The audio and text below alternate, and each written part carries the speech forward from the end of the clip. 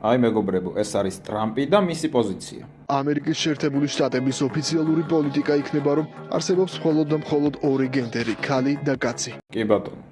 ეხლა ვნახოთ ქართველი ლიბერალი NGO-ები და ნაცოპოზიცია. შეგიძლიათ გითხრათ, რამდენი სქესი არსებობს? ამ საკითხზე როგორც გითხარით, კომენტარს არ გავაკეთებ. ეს არ არის სისტემები, რომელზეც ჩვენ ვმუშაობთ და რომელზეც შემიძლია კომენტარების გაკეთება, იმიტომ რომ ჩვენ ვმუშაობთ ქვეყნის შიგნით დემოკრატიის. რამდენი სქესი არსებობს, ამაზე ვერ საუბრობთ? არიცით, რამდენი სქესი არსებობს? აი მიზეზი რომ გითხრათ, რატომ არ ვსწავლობთ? დასვამთ კითხვებს საერთოდ არ გიცნობ. როგორ არ გიპასუხებთ, იმიტომ რომ თქვენ არიცით, რამდენი სქესი არსებობს? თქვენ მიპასუხეთ, რამდენი სქესი არსებობს და თქვენ მიპასუხეთ, ვინ გამოგზავნათ დღეს ამ შეკითხვით. დონალდ ტრამპი უნდა გამოგზავნა ამ განცხადებით? რამდენი სქესი არსებობს?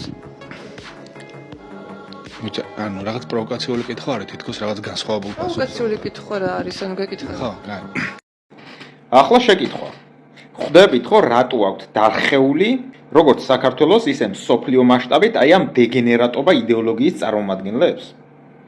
და ხვდებით ეხლა რატო გვიხაროდა ყველა ჯანმრთელ და ნორმალურ ადამიანს ტრამპის გამარჯვება? საქართველოში კი არა, მთელ მსოფლიოში. აი ეს ავადმყოფები უნდა მოშორდნენ დედამიწას. ყოველ შემთხვევაში პოლიტიკურად და ეხლა მარსზე ჯერ ვერ გადავასახლებთ სამწუხაროდ.